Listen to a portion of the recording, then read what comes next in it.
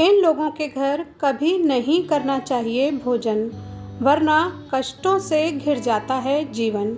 आइए जानते हैं वो लोग कौन से हैं। नंबर 1 पर है कोई चोर या अपराधी। किसी चोर या अपराधी सिद्ध हो चुके व्यक्ति के घर का भोजन कभी नहीं करना चाहिए। इससे उसके पापों का असर हमारे जीवन पर भी पड़ने लगता है। नंबर 2, चरित्रहीन स्त्री।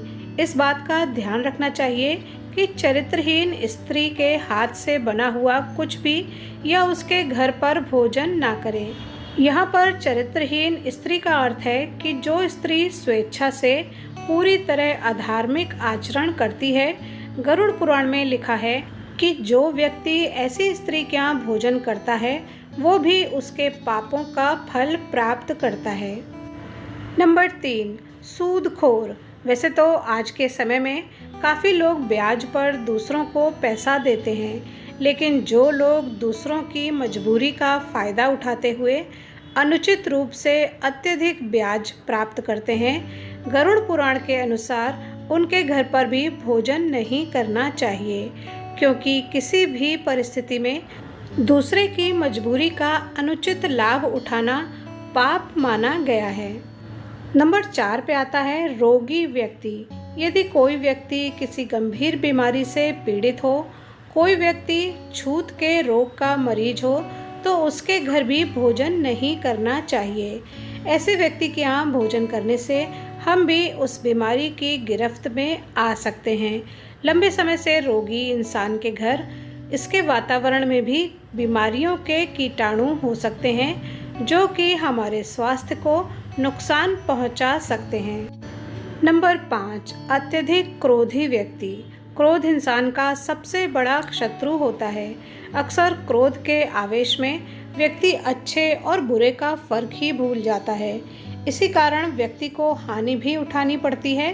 तो जो लोग हमेशा ही क्रोधित रहते हैं, उनके यहाँ भी भोजन नहीं करना चाहिए।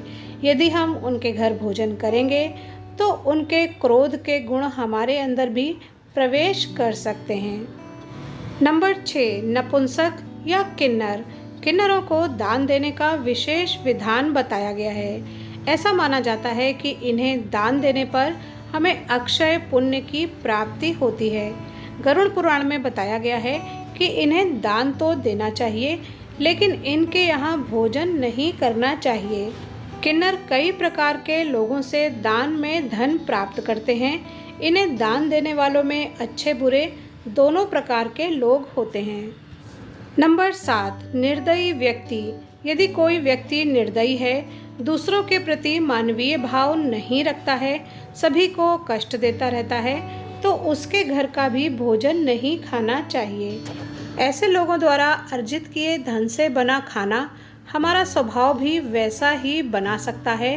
हम भी निर्दयी बन सकते हैं, क्योंकि जैसा खाना हम खाते हैं, हमारी सोच और विचार भी वैसे ही बन जाते हैं। नंबर 8 पर है निर्दयी राजा। यदि कोई राजा निर्दयी है और अपनी प्रजा का ध्यान न रखते हुए सभी को कष्ट देता है, तो उसके यहाँ का भोजन नहीं करना चाहिए।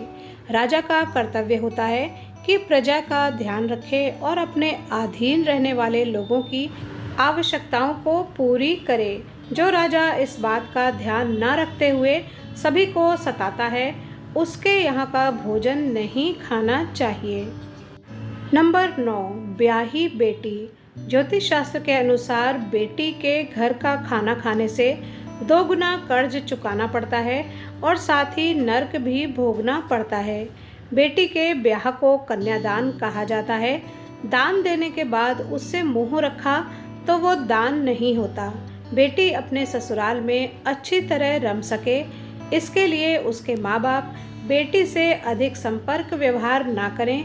इसीलिए बेटी के ससुराल का पानी ना पीकर उस संकल्प की पूर्ति करते हैं। इससे बेटी अपने ससुराल में जल्दी रम जाती है। नंबर 10, चुगलखोर व्यक्ति। जिन लोगों की आदत दूसरों की चुगली करने की होती है, उनके यहाँ या उनके द्वारा दिए गए खाने को भी ग्रहण नहीं करना चाहिए। चुगली करना बुरी आदत है। चुगली करने वाले लोग दूसरों को परेशानियों में फंसा देते हैं और स्वयं आनंद उठाते हैं। इस काम को भी पाप की श्रेणी में रखा गया है, अतः ऐसे लोगों के यहाँ भी भोजन करने से बचना चाहिए। नंबर 11, नशीली चीज़ें बेचने वाले। जो लोग नशीले चीज़ों का व्यापार करते हैं या नशीले पदार्थों का सेवन करते हैं, गरुड़ पुराण में उनके यहाँ भी भोजन करना वर्जित बताया गया है। नशे के कारण कई लोगों के घर बर्बाद हो जाते हैं। इसका दोष नशा बेचने वालों को भी लगता है। ऐसे लोगों के यहाँ भोजन करने पर उनके पाप का असर हमारे जीवन पर भी होता है। वीडियो पर यहाँ तक बने रहने के लिए धन्यवाद।